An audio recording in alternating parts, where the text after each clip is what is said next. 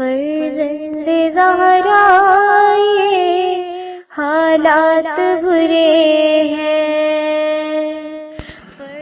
کاشانۂ بصیرت ایک ایسا مکمل یوٹیوب چینل جس پر محروم بصارت کے لیے بالخصوص اور تمام افراد کے لیے بالعموم سینکڑوں کی تعداد میں اسلامی کتب دستیاب ہیں.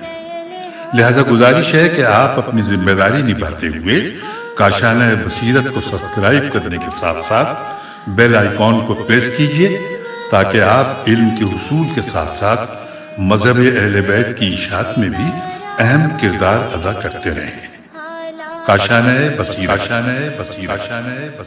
فرزند زہرا یہ حالات برے ہیں. السلام علیکم ورحمۃ اللہ وبرکاتہ. سامعین، آپ سماعت فرما رہے ہیں سیرت امیر المومنین حضرت علی ابن ابی طالب حصہ اول. مؤلف ہیں علامہ مفتی جعفر حسین علی اللہ مقامہ. آج ہم آپ کے سامنے اس کی 46ویں ریکارڈنگ پیش کر رہے ہیں، صفحہ نمبر 544، اور بیان جاری ہے جنگ جمل کا. اور جہاں سے ہم نے پچھلی ریکارڈنگ میں سلسلہ منقطع کیا تھا اس سے آگے سے ہم آج جوڑ رہے ہیں. حضرت عائشہ نے حضرت حفصہ اور دوسری امہات المومنین کو جو حج کے بعد مکہ میں قیام فرما تھیں اپنا ہم خیال بنانے کی کوشش کی اور انہیں بھی اپنے ہمراہ جنگ کرنے میں حصہ لینے کی دعوت دی. حضرت حفصہ تو بلا تعامل تیار ہو گئیں، مگر بقیہ ازواج پیغمبر نے انکار کر دیا، اور آخر عبداللہ ابن عمر کے منع کرنے سے حضرت حفصہ کو بھی رک جانا پڑا. ابن اسیر نے تحریر کیا ہے، ازواج رسول حضرت عائشہ کے ہمراہ مدینہ جانے کا ارادہ رکھتی تھیں، لیکن جب حضرت عائشہ کی رائے بدل گئی اور وہ بصرہ جانے پر آمادہ ہوئیں تو ازواج نبی نے ان کا ساتھ چھوڑ دیا، اور حفصہ نے حضرت عائشہ کے ہمراہ جانا قبول کر لیا، مگر ان کے بھائی عبداللہ ابن عمر نے انہیں روک لیا. یہ روایت تاریخ کامل جلد نمبر 3 صفحہ نمبر 106 پر موجود ہے. حضرت حفصہ کی آمادگی خلاف توقع نہ تھی، بلکہ انہیں آمادہ ہونا ہی چاہیے تھا، اس لیے کہ ان کے اور حضرت عائشہ کے نظریات میں بڑی حد تک وحدت اور ہم آہنگی پائی جاتی تھی، نہ ان کی رائیوں میں تضاد تھا اور نہ ان کی طبیعتوں میں اختلاف، اور اسی اتحاد مذاق کی وجہ سے دونوں ہی حزب اور گروہ سے وابستہ سمجھی جاتی تھیں. چنانچہ محمد ابن اسماعیل بخاری نے تحریر کیا، ازواج پیغمبر کے 2 گروہ تھے، ایک گروہ میں عائشہ، حفصہ اور سودا شامل تھیں، دوسرے گروہ میں ام سلمہ اور بقیہ ازواج رسول شامل تھیں. اور یہ روایت صحیح بخاری جلد نمبر 2 صفحہ نمبر 59 پر موجود ہے. بی بی ام سلمہ کی تمام ہمدردیاں حضرت علی کے ساتھ تھیں. جب حضرت عائشہ نے انہیں اپنا ہمنوا بنانے کی کوشش کی تو وہ حضرت کے خلاف کوئی بات سننا بھی گوارا نہ کر سکتی تھیں، چہ جائے کہ حضرت کے خلاف قدم اٹھاتی. انہوں نے حضرت عائشہ کے اس اقدام کی سخت مخالفت کی اور انہیں اس ارادے سے باز رکھنے کے لیے تحریر کیا کہ اگر رسول اللہ یہ جانتے کہ عورتیں جہاد کا بار اٹھا سکتی ہیں تو وہ تمہیں حکم دے جاتے کہ تمہیں معلوم نہیں کہ رسول اللہ تمہیں دینی معاملات میں تجاوز سے منع فرما گئے تھے. وہ جانتے تھے کہ اگر دین کا ستون جھک جائے تو وہ عورتوں کے ذریعے تھم نہیں سکتا، اور اگر اس میں شگاف پڑ جائے تو عورتوں کے ذریعے اس کی درستی اور اصلاح نہیں ہو سکتی. عورتوں کا جہاد یہ ہے کہ وہ نگاہیں نیچی رکھیں اور اپنے دامن کو سمیٹیں اور تعلقات محدود رکھیں. اگر رسول اللہ تمہیں ان صحراؤں میں اونٹ دوڑاتے ہوئے ایک چشمے سے دوسرے چشمے تک جاتے ہوئے دیکھ پائیں تو تم انہیں کیا جواب دو گی؟ کل تمہیں رسول اللہ کے سامنے جانا ہی ہوگا. خدا کی قسم اگر مجھ سے کہا گیا کہ اے ام سلمہ جنت میں داخل ہو جاؤ، تو اگر میں نے اس حجاب کو توڑ ڈالا جس کا مجھے پابند بنا گئے تھے تو مجھے پیغمبر کا سامنا کرتے ہوئے شرم آئے گی. لہٰذا تم پردے کی پابند اور گھر کی 4 دیواری میں بند رہو. یہ روایت عقد الفرید جلد نمبر 3 صفحہ نمبر 99 پر موجود ہے. حضرت عائشہ نے جناب ام سلمہ کی نصیحت آموز تحریر سے اثر لینے کے بجائے یہ جواب دیا کہ میں 2 متحارب گروہوں میں صلح اور آشتی کی فضا پیدا کرنے کے لیے جا رہی ہوں، اور فضا کو پرامن رکھنے کے لیے یہ اقدام ناگزیر ہے۔ ام المومنین کا یہ جواب دفع الوقتی کے لیے تھا، ورنہ یہ حقیقت ڈھکی چھپی ہوئی نہیں ہے کہ وہ اس نزاع میں خود ایک فریق کی حیثیت رکھتی تھیں۔ اگر وہ گھر میں بیٹھی رہتی اور لاؤ لشکر جمع کر کے بصرہ کا رخ نہ کرتی تو 2 فریق پیدا ہی نہ ہوتے، اور ان میں جنگ و قتال کی نوبت آتی، اور نہ یہ تسلیم کر لیا جائے کہ وہ 2 مخالف گروہوں کے درمیان صلح و صفائی کا مقصد لے کر بصرہ جانے پر تیار ہوئی تھیں، تو اس کے لیے سامان حرب و ضرب اور لشکر گراں کے جمع کرنے کی ضرورت ہی کیا تھی۔ ام المومنین 700 کی جمعیت کے ساتھ، جو اس وقت تک ان کے پرچم کے نیچے جمع ہو چکی تھی، بصرہ کی سمت روانہ ہو گئیں۔ راستے میں اور لوگ بھی کچھ بے سوچے سمجھے اور کچھ ان باتوں سے متاثر ہو کے ساتھ ہو گئے، اور لشکر کی تعداد 3000 تک پہنچ گئی۔ جب یہ لشکر ذات عراق میں پہنچا، جہاں سے بصرہ کی راہ میں لینا تھی، تو سعید ابن عاص نے مروان اور اس کے چند مخصوص ہم نواؤں سے تنہائی میں گفتگو کرتے ہوئے کہا کہ ہم لوگ کدھر منہ اٹھائے چلے جا رہے ہیں، اور ہمارا اس دشت پیمائی سے مقصد اور مدعا کیا ہے؟ مروان نے کہا تمہیں معلوم ہی نہیں ہے کہ ہم بصرہ جا رہے ہیں اور مقصد قاتلان عثمان سے انتقام لینا ہے۔ کہا عثمان کے قاتل طلحہ و زبیر تمہارے ساتھ اونٹوں پر سوار ہیں، انہیں قتل کر دو اور اپنے گھروں کو واپس جاؤ، اور ناحق ایک دوسرے کو قتل نہ کرو۔ یہ روایت تاریخ طبری جلد نمبر 3 صفحہ نمبر 472 پر موجود ہے۔ مروان نے کہا اب گھروں کو کس منہ سے جائیں گے، ہمیں بصرہ جانا ہی ہوگا تاکہ تمام قاتلان عثمان سے انتقام لے سکے۔ سعید ان سے گفتگو کرنے کے بعد طلحہ و زبیر کے پاس آیا اور ان سے پوچھا اگر تم نے یہ جنگ جیت لی اور مقصد میں کامیاب ہو گئے تو مسند خلافت پر کسے بٹھاؤ گے؟ کہا یہ بھی کوئی پوچھنے کی بات ہے، ہم دونوں میں سے جسے لوگ منتخب کر لیں گے وہی خلیفہ ہوگا۔ سعید نے کہا جب تم قصاص سے عثمان کے لیے گھر سے نکلے ہو تو تمہیں عثمان کے بیٹوں میں سے کسی کو خلیفہ بنانا چاہیے، اور ان کے دونوں بیٹے آبان اور ولید لشکر میں موجود ہیں۔ اگر تم نے ایسا نہ کیا تو لوگ یہی سمجھیں گے کہ تم خون عثمان کے قصاص کا لبادہ اوڑھ کر اپنے لیے اقتدار کی راہ ہموار کرنے کے لیے نکلے تھے۔ طلحہ اور زبیر دونوں نے ایک زبان ہو کر کہا کیا ہم سن رسیدہ مہاجرین کو چھوڑ کر ان کے لڑکے بالوں کو خلیفہ بنائیں گے؟ یہ روایت ہے تاریخ طبری جلد نمبر 3 صفحہ نمبر 472۔ سعید سمجھ گیا کہ یہ لوگ قصاص طلبی کے لیے نہیں نکلے بلکہ یہ سارا ہڑبونگ حکومت اور اقتدار کے لیے ہے، چنانچہ وہ ان سے الگ ہو گیا اور اس کے ساتھ عبداللہ ابن خالد، مغیرہ ابن شعبہ اور قبیلہ ابن ثقیف کے لوگ بھی علیحدہ ہو کر طائف کی طرف چلے گئے، اور باقی لشکر منزل کی طرف روانہ ہو گیا۔ اثناء سفر میں ایک ایسا واقعہ پیش آیا جس نے ام المومنین کے عزم اور ارادے کو وقتی طور پر متزلزل کر دیا، اور وہ یہ کہ جب لشکر ایک چشمے پر جو ایک عورت حوائب بنت کلب ابن وریہ کے نام پر حوائب کہلاتا تھا، شب بصری کے لیے فروکش ہوا تو حضرت عائشہ نے ایک سمت سے کتوں کے بھونکنے کی آوازیں سنی۔ یہ کوئی انوکھی اور غیر معمولی بات نہ تھی، مگر ام المومنین کے ذہن میں کچھ الجھن سی پیدا ہو گئی۔ پاس ہی ساربان کھڑا تھا، اس سے پوچھ لیا کہ یہ کون سا مقام ہے؟ اس نے کہا یہ حوائب ہے۔ حوائب کا نام سننا تھا کہ دہشت اور خوف سے لرز اٹھی اور چیخ چیخ کر کہنے لگی مجھے واپس جانے دو، مجھے واپس جانے دو، خدا کی قسم میں ہی چشمہ حوائب والی ہوں۔ اور یہ روایت ہے تاریخ کامل جلد نمبر 3 صفحہ نمبر 107۔ طلحہ اور زبیر اور ساتھ والوں کو اس ایک دم تبدیلی پر حیرت ہوئی کہ کہاں یہ مقام حوائب ہے تو ہوا کرے، آپ پریشان کیوں ہیں اور واپسی پر اصرار کس لیے کیا ہے؟ کہا ایک مرتبہ رسول اللہ کی بیویاں آپ کے گرد جمع تھیں کہ میں نے آپ کو فرماتے سنا تم میں سے کون ہے جس پر حوائب کے کتے بھونکیں گے؟ یہ روایت تاریخ کامل جلد نمبر 3 صفحہ نمبر 107 پر ہے۔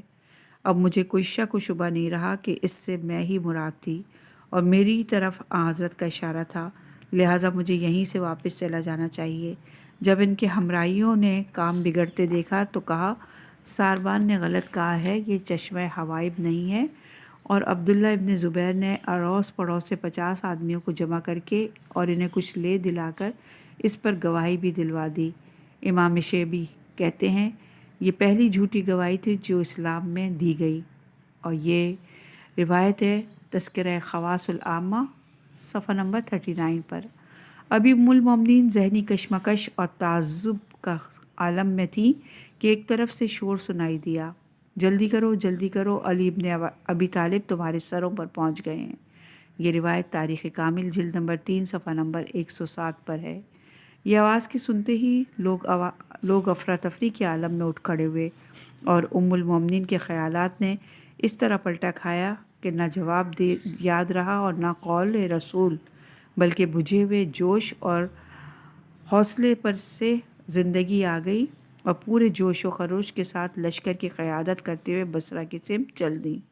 ادھر ام المومنین بغاوت شام کو فرو کرنے کی غرض کی فکر میں تھے، اور ایک لشکر ترتیب دے کر شام کی طرف حرکت کرنا چاہتے تھے کہ طلحہ و زبیر کی بیعت شکنی اور حضرت عائشہ کی لشکر کشی کی اطلاع مدینے میں پہنچی۔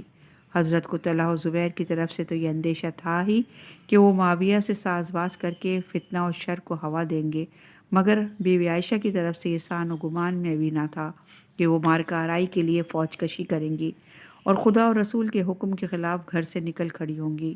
مجبوراً آپ کو شام کا ارادہ ملتوی کرنا پڑا تاکہ پیش آئند صورتحال سے نمٹ سکے۔ حضرت نے مدینہ کے سرکردہ اشخاص کو مسجد نبوی میں جمع کیا اور فرمایا کہ تمہیں طلحہ اور زبیر کے باغیانہ اقدام کا علم ہو چکا ہوگا، تم میرا ساتھ دو تاکہ ان لوگوں کو بصرہ پہنچنے سے پہلے راستے میں روک لیا جائے۔ کچھ لوگ حضرت عائشہ اور طلحہ اور زبیر ایسی بااثر شخصیتوں کے مقابلے میں کھڑا ہونے سے ہچکچانے لگے، اور کچھ لوگوں نے جن میں سعد ابن ابی وقاص، اسامہ ابن زید، محمد ابن سلمہ اور عبداللہ ابن عمر شامل تھے، صاف انکار کر دیا۔ البتہ حشم ابن تحیان، زیاد ابن حنظلہ، ابو قتادہ انصاری وغیرہ نے حمایت حق کے جذبے سے متاثر ہو کر بھرپور تعاون کا یقین دلایا، اور ابو قتادہ نے پرجوش لہجے میں کہا، یا امیر المومنین، یہ تلوار مجھے رسول اللہ نے باندھی تھی اور ایک عرصے سے یہ نیام میں بند پڑی ہے۔ اب وقت آ گیا ہے کہ میں ان ظالموں کے خلاف اسے بے نیام کروں جو امت کو فریب دینے سے دریغ نہیں کر رہے۔ یہ روایت تاریخ کامل جلد نمبر 3 صفحہ نمبر 113 پر۔ حضرت ام سلمہ نے اپنے فرزند عمر ابن ابی سلمہ کو حضرت کی خدمت میں پیش کیا اور کہا، میں اسے آپ کی سپرد کرتی ہوں، یہ مجھے جان سے زیادہ عزیز ہے، یہ تمام مارکوں میں آپ کے ہم رکاب رہے گا یہاں تک کہ خداوند عالم وہ فیصلہ کرے جو وہ کرنے والا ہے۔ اگر رسول اللہ کے حکم کی خلاف ورزی نہ ہوتی تو میں آپ کے ہمراہ جاتی، جس طرح عائشہ طلحہ اور زبیر کے ساتھ نکل کھڑی ہوئی ہیں۔ اور یہ روایت ہے انصاب الاشراف جلد نمبر 1 صفحہ نمبر 430۔ ام المومنین نے مدینے میں سہیل ابن حنیف انصاری کو مکہ میں قسیم ابن عباس کو اپنا قائم مقام مقرر کیا، اور اعلیٰ اختلاف فی الروایہ 600 سے 1000 کی جمعیت کے ساتھ، جس میں 400 بیعت رضوان میں شریک ہونے والے صحابہ تھے، شہر سے نکل کھڑے ہوئے۔ جب مدینے سے 3 میل کے فاصلے پر مقام ربضہ میں پہنچے تو معلوم ہوا کہ وہ لوگ آگے جا چکے ہیں اور بصرہ سے ادھر دم نہیں لیں گے۔ اب انہیں راستے میں روک لینے کا سوال پیدا نہ ہوتا تھا، اور جنگ و قتال کے بغیر ان پر قابو پانا مشکل نظر آ رہا تھا۔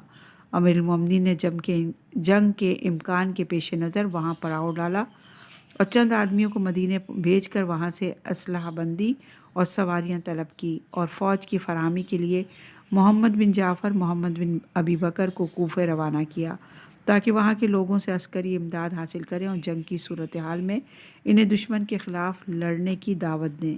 جب وہ کوفہ پہنچے اور اہل کوفہ کو امیر المومنین کا یہ پیغام دیا تو والی کوفہ ابو موسیٰ اشعری بیچ میں دیوار بن کر حائل ہو گیا اور یہ کہہ کر لوگوں کو روکنا شروع کر دیا کہ یہ اقتدار کی جنگ ہے، جو دنیا کا طلبگار ہو وہ جائے اور جو آخرت کا خواستگار ہو وہ گھر کے گوشے میں بیٹھا رہے۔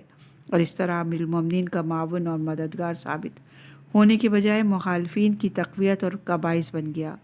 محمد بن جعفر اور محمد بن ابی بکر نے اسے بطہرہ سمجھایا بجھایا مگر وہ اپنی بات پر اڑا رہا۔ آخر کے دنوں بے نیل رام واپس پلٹ آئے۔ حضرت ربضہ سے روانہ ہو کر فید، سلبیہ اور اسات سے ہوتے ہوئے مقام ذیقار میں جو کوفہ اور واسطہ کے درمیان واقع ہے تشریف فرماتے کہ ان دونوں نے حضرت کی خدمت میں حاضر ہو کر ابو موسیٰ کی ریخنہ انگیزیوں کی تفصیل بیان کی۔ امیر المومنین نے ذیقار سے ابن عباس اور مالک اشتر کو کوفے بھیج کر اسے سمجھائیں اور آنے والوں کے لیے صد راہ نہ ہو۔ ابھی یہ دونوں کوفے ہی میں تھے کہ حضرت نے ان کے عقب میں اپنے فرزند امام حسن اور عمار یاسر کو روانہ کیا۔ یہ دونوں بزرگوار کوفے میں وارد ہونے کے بعد مسجد جامعہ میں فروکش ہوئے اور لوگوں کو امیر المومنین کی نصرت کی دعوت دی۔ ابو موسیٰ کو امام حسن کے آنے کی اطلاع دی گئی تو وہ حاضر ہوا۔ امام حسن نے اس سے کہا کہ تمہارے متعلق یہ خبریں سننے میں آ رہی ہیں کہ تم لوگوں کو امیر المومنین کی نصرت سے منع کرتے ہو، حالانکہ ان کا مقصد فتنہ و شر کا انسداد اور اصلاح بین الناس ہے۔ کہا میں نے رسول اللہ کو فرماتے سنا ہے کہ عنقریب ایک فتنہ برپا ہوگا جس میں بیٹھنے والا کھڑے ہونے والے سے اور کھڑا ہونے والا چلنے والے سے اور چلنے والا سوار ہونے والے سے بہتر ہوگا۔ یہ روایت تاریخ کامل جلد نمبر 3 صفحہ نمبر 117 پہ ہے۔ آخر وہ لوگ ہمارے بھائی بند ہیں، نہ ان کا خون بہانا ہمارے لیے مباح ہے اور نہ ان کا مال چھیننا ہمارے لیے جائز ہے۔ اس پر عمار یاسر نے بگڑ کر کہا بے شک تمہارا گوشے میں بیٹھے رہنا تمہارے کھڑے ہونے سے بہتر ہے، اور یہ روایت ہے تاریخ کامل جلد نمبر 3 صفحہ نمبر 117۔ اور دونوں ایک دوسرے سے الجھنے لگے۔ ابو موسیٰ اسی پر اصرار کرتا رہا کہ یہ ایک فتنہ ہے اور اس سے کنارہ کشی بہتر ہے۔ ادھر یہ کشمکش جاری تھی کہ ادھر زید ابن سوحان نے مسجد کے دروازے پر کھڑے ہو کر 2 تحریریں پڑھ کر سنائی جو حضرت عائشہ کی طرف سے، ایک ان کے نام اور ایک اہل کوفہ کے نام۔ ان تحریروں میں درج تھا کہ تم لوگ ہماری مدد کے لیے آؤ اور اگر مدد کے لیے نہ آ سکو تو لوگوں کو منع کرو کہ وہ علی کی مدد کو نہ آئیں۔ ان تحریروں کو پڑھنے کے بعد مجمع سے مخاطب ہو کر کہا انہیں حکم دیا گیا کہ وہ اپنے گھر میں بیٹھیں اور ہمیں حکم دیا گیا کہ ہم جنگ و قتال کریں تاکہ فتنہ کھڑا نہ ہو، لیکن جس چیز کا انہیں حکم دیا گیا وہ ہمیں دے رہی ہیں کہ ہم گھر میں بیٹھیں، اور جس چیز کا ہمیں حکم دیا گیا کہ جنگ کریں اس پر وہ عمل کر رہی ہیں۔ یہ روایت ہے تاریخ طبری کامل جلد نمبر 3 صفحہ نمبر 117۔ پھر ابو موسیٰ سے مخاطب ہو کر کہا اے موسیٰ اگر تم دریا کے بہاؤ کو روک سکتے ہو تو لوگوں کو بھی جانے سے منع کر سکتے ہو۔ بہتر یہ ہے کہ جو بات تمہارے اختیار سے باہر ہے اس سے دستبردار ہو جاؤ اور لوگوں کو روکنے کے بجائے خاموشی کے ساتھ گھر بیٹھ جاؤ۔ مگر اس پر کسی کی بات کا اثر نہ ہوا اور وہ برابر یہ رٹ لگاتا رہا کہ یہ ایک فتنہ ہے، اس سے بچ کر رہنا چاہیے۔ امام حسن نے اس کا یہ معادانہ رویہ دیکھا تو پرغضب ہو لہجے میں کہا ہماری مسجد سے باہر نکلو اور جہاں دل چاہے چلے جاؤ۔ اور یہ روایت ہے اخبار الطوال صفحہ نمبر 145۔ اور پھر ممبر پر بلند ہو کر تقریر فرمائی اور لوگوں کو امیر المومنین کی نصرت پر آمادہ کیا۔ عمار ابن یاسر اور حجر بن ہدی کندی نے بھی لوگوں کو کہنا سننا شروع کیا۔ اس کا یہ اثر ہوا کہ اہل کوفہ نے کروٹ لی اور ہر طرف سے سمن اور تعتن کی آوازیں آنے لگیں۔ جب کوفے کی فضا سازگار ہو گئی تو مالک اشتر نے دارالعمارہ کا رخ کیا اور اندر داخل ہو کر ابی موسیٰ کے غلاموں کو مار پیٹ کر باہر نکال دیا اور قصر پہ قبضہ کر لیا۔ ابو موسیٰ کے غلام بھاگ بھاگ کر مسجد میں آئے اور ابو موسیٰ سے فریاد کی کہ اشتر نے ڈرا دھما کر دارالعمارہ سے باہر نکال دیا ہے اور قصر پر قبضہ کر لیا ہے۔ ابو موسیٰ دوڑتا ہوا قصر کی طرف آیا اور اندر داخل ہونا چاہا مگر مالک نے اسے روک دیا اور بلند آواز سے کہا اے ابو موسیٰ تمہاری ماں مرے، تمہارے قصر سے باہر نکلو، خدا تمہیں نکالے، خدا کی قسم تم ہمیشہ منافقوں میں شامل رہے۔ اور یہ روایت ہے تاریخ طبری جلد نمبر 3 صفحہ نمبر 501۔ ابو موسیٰ نے گڑ گڑا کر کہا مجھے ایک رات کی مہلت دیجیے۔ کہا کہ تمہیں عشاء تک کی مہلت دی جاتی ہے اور رات کو یہاں ٹھہرنے کی اجازت نہیں ہے۔ کچھ لوگوں نے چاہا کہ دارالعمارہ میں گھس کر اس کا مال و اسباب لوٹ لیں مگر مالک نے منع کیا اور کہا تم اب اسے کچھ نہ کہو، میں نے اسے نکال جانے کا حکم دے دیا ہے۔ لوگ ان کے کہنے سے رک گئے اور ابو موسیٰ رات کے اندھیرے میں قصر سے نکل کر کوفہ کے کسی گوشے میں چھپ کر بیٹھ گیا اور صبح ہوتے ہی شام کی طرف چل دیا۔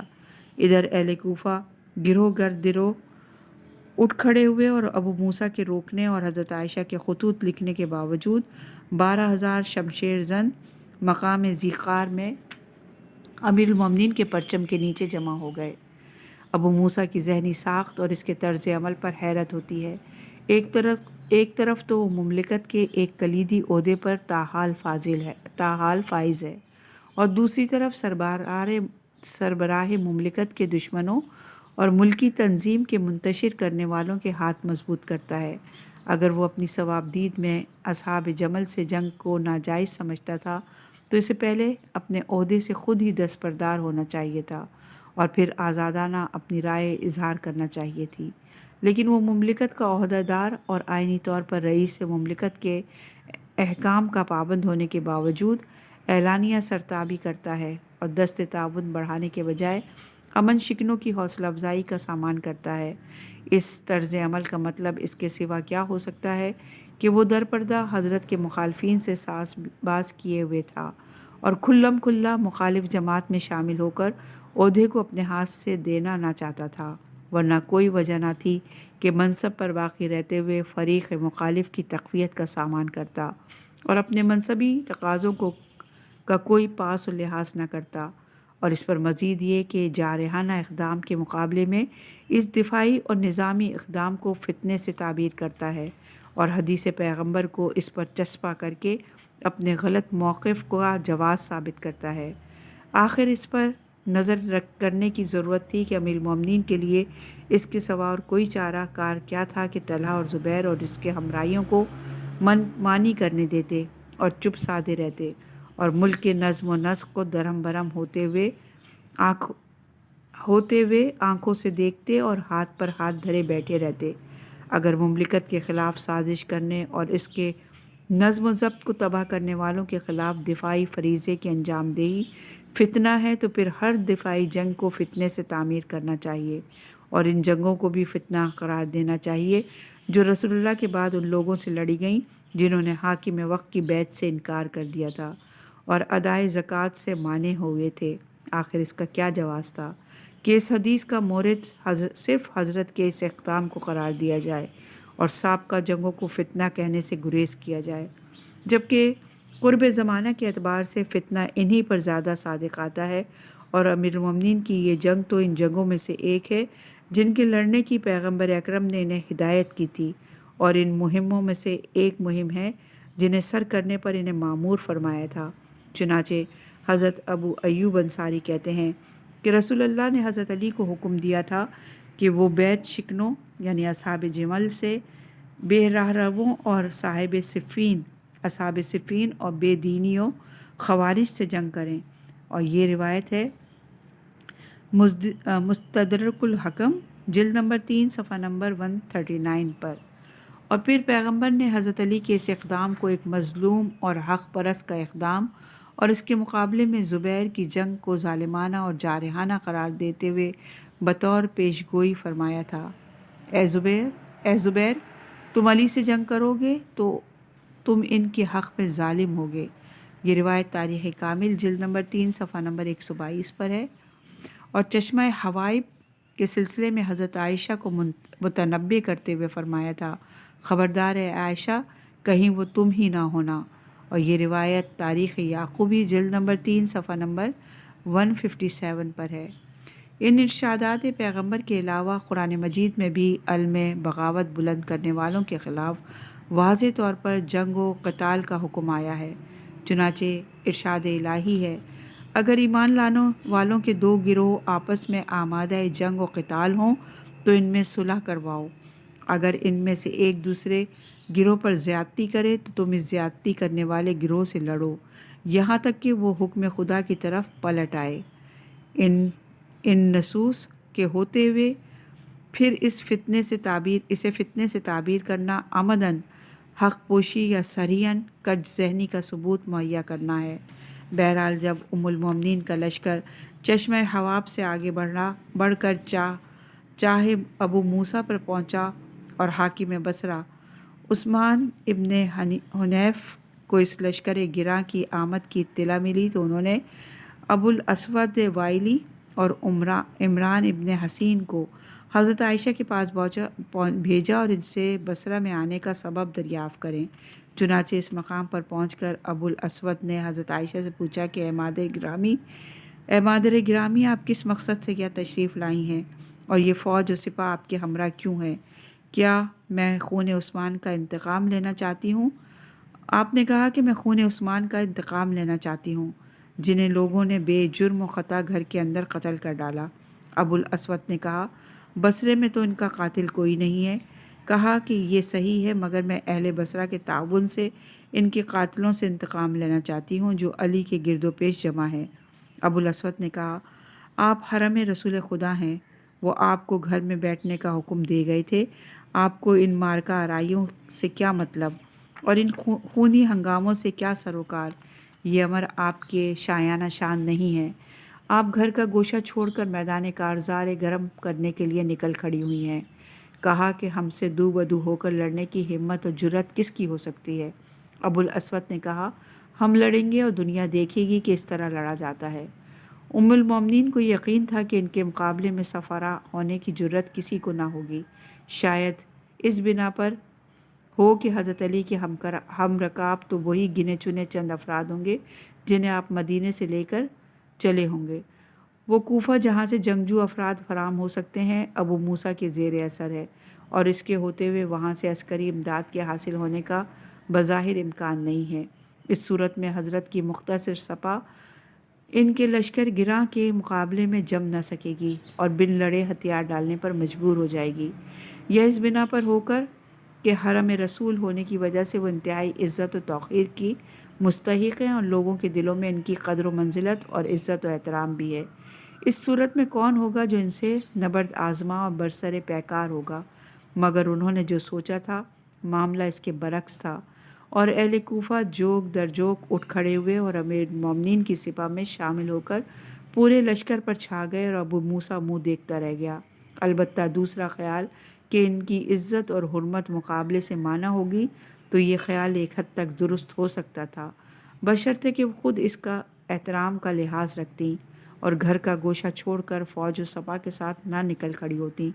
और जब उन्होंने ख़ुद अपने मकाम और मर्तबे का लिहाज ना रखा तो ये तवक्को क्यों कर सकती थी कि जो एहतराम इन्हें घर के अंदर रहने की सूरत में हासिल था वो अब भी बरकरार रहेगा। अबुल अस्वद हज़रत आयशा से गुफ्तगू करने के बाद तलहा और ज़ुबैर के पास आए और इनसे भी वही सवाल किया जो उम्मुल मोमिनीन से कर चुके थे। उन्होंने भी वही जवाब दिया जो उम्मुल मोमिनीन दे चुकी थी कि हमारे यहाँ आने का मकसद खून उस्मान का क़सास है।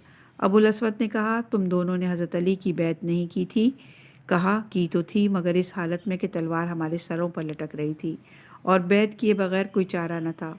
अबुल अस्वद इनके अंदाज़ गुफ्तगू से समझ गए कि वो फितना और शोरिश पर आमादा और जंग व क़िताल पर तुले हुए हैं और इनसे मज़ीद गुफ्तगू का कोई नतीजा नहीं है। उन्होंने पलटकर उस्मान इब्ने हुनैफ को इन लोगों के अज़ाइम से आगाह किया और दिफाई इंतज़ामात को मजबूत करने का मशवरा दिया। उस्मान इब्ने हुनैफ ने अहले शहर को मस्जिद में जमा करके हुक्म दिया कि वो हथियार मुहैया रखें और दिफा के लिए मुस्तैद रहें। उम्मुल मोमिनीन के लश्कर ने चाहे अबू मूसा पर कुछ तवक़्क़ुफ़ किया करने के बाद हरकत की और हुदूद बसरा में दाखिल होकर मरबद यानी ऊँटों की मंडी में पड़ाव डाल दिया। अहले शहर ने हज़रत आयशा और तलहा और ज़ुबैर के आने की खबर सुनी तो चारों तरफ से सिमट कर मरबद में जमा हो गए और अपने अपने ख्याल और अपने अपने नज़रिए के मुताबिक तबसरे करने लगे। एक शख्स ने खड़े होकर कहा ये लोग अगर किसी खौफ और दहशत की बिना पर अपने घरों से निकले हैं तो ये इस शहर से आए हैं जहाँ परिंदों तक को अमान हासिल है और अगर खून उस्मान के इंतकाम के लिए आए हैं तो हम इनके कातिल नहीं हैं। ए अहले बसरा मेरी बात गौर से सुनो, अगर इन्हें यहीं से वापस जाने पर मजबूर कर दो।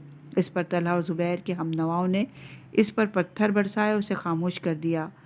जारिया इब्ने क़दामा ने हिम्मत की और इन्हें आगे बढ़कर हज़रत आयशा से कहा ए उम्मुल मोमिनीन آپ کا اس ملعون اونٹ پر بیٹھ کر ہتھیاروں کا نشانہ بننے کے لیے نکل کھڑے ہونا قتل عثمان سے بڑھ کر مصیبت ہے۔ آپ کے لیے خدا کی طرف سے حجاب اور احترام تھا، مگر آپ نے اس پردے کو چاک کر ڈالا اور اپنا احترام کھو دیا۔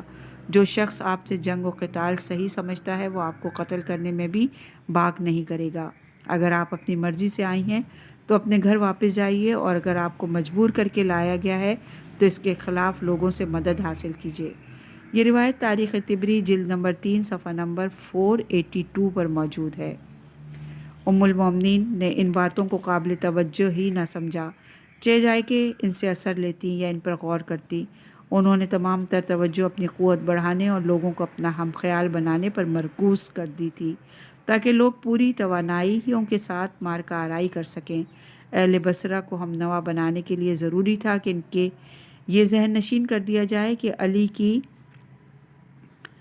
انگیخت پر عثمان قتل ہوئے، یعنی علی کے اشارے پر عثمان قتل ہوئے ہیں، اور چند شورش پسندوں کے بل پر انہوں نے خلافت پر قبضہ کیا ہے۔ نہ انہیں اصحاب شورا کا تعاون حاصل ہے اور نہ رائے عامہ کی تائید۔ چنانچہ ام المومنین طلحہ اور زبیر نے عوام کو اس قسم کے تاثرات دینے کے لیے اس اجتماع سے خطاب کرنا چاہا، اگرچہ چاروں طرف سے شور و غل مچا ہوا تھا اور کان پڑی آواز سنائی نہ دیتی تھی۔ تاہم لوگوں کو خاموش کرنے کی کوشش کی گئی، اور طلحہ نے تقریر کرتے ہوئے کہا، اے لوگوں، ہم عثمان کی خوشنودی کے دل و جان سے خواہ تھے، مگر چند بے وقوفوں نے عقل مندوں کو مرغوب کر کے انہیں قتل کر دیا۔ اب ہم ان کے خون کا بدلہ لینا چاہتے ہیں۔ انہیں ابھی یہیں تک کہنے پائے تھے کہ لوگوں نے کہا، اے ابو محمد طلحہ، یعنی طلحہ، تمہارے خطوط تو اس کے خلاف ہمارے پاس آتے رہے ہیں۔ طلحہ کوئی جواب نہ دے سکے اور خاموش ہو گئے۔ اب زبیر کی نوبت آئی اور انہوں نے کھڑے ہو کر کہا، میری طرف سے تو کوئی تحریر تمہارے پاس نہیں آئی۔ پھر انہوں نے قتل عثمان کے واقعات دہرائے اور امیر المومنین کو مورد الزام قرار دیتے ہوئے ان پر سخت لب و لہجے پر نکتہ چینی کی۔ اس پر قبیلہ عبد القیس کا ایک شخص کھڑا ہو گیا۔ اس کے کھڑے ہونے پر پھر شور مچا۔ کچھ لوگوں نے اسے منع کرنا چاہا، مگر اس نے شور و غول اور مخالف آوازوں کی پرواہ کیے بغیر تقریر شروع کر دی۔ تمہید میں اس نے تینوں خلافتوں کا ذکر کیا اور پھر امیر المومنین کی خلافت کے متعلق کہا، تم لوگوں نے ہم سے مشورہ کیے بغیر علی کی بیعت کر لی اور انہیں خلیفہ تسلیم کر لیا۔ اب کیا بات ہوئی کہ تم ان کے خلاف اٹھ کھڑے ہوئے ہو؟ ہمیں بتاؤ تاکہ ہم بھی تمہارے ساتھ ہو کر ان سے لڑیں۔ کیا انہوں نے مال غنیمت دبا لیا، یا کوئی خلاف شرع اقدام اٹھایا ہے، یا کوئی ایسا کام کیا ہے جسے تم ناپسند کرتے ہو؟ بتاؤ انہوں نے کیا کیا ہے تاکہ ہم بھی تمہارا ساتھ دیں۔ اگر یہ کچھ نہیں ہے تو پھر یہ شور و ہنگامہ بے معنی ہے۔ ابھی وہ یہیں تک کہنے پایا تھا کہ طلحہ و زبیر کے ایک ساتھی اس کی طرف لپکے تاکہ اسے مار ڈالیں، مگر اس کے قبیلے والے آڑے آئے اور اسے بچا کر لے گئے۔ مگر دوسرے دن ام المومنین کے آدمیوں نے حملہ کر کے اسے اور اس کے 70 آدمیوں کو بے دریغ قتل کر ڈالا۔ مورخ طبری نے لکھا ہے کہ دوسرے دن اس پر اور اس کے ساتھیوں پر حملہ کر دیا اور ان میں سے 70 آدمی قتل کر دیے۔ یہ روایت تاریخ طبری جلد نمبر 3 صفحہ نمبر 486 پر موجود ہے۔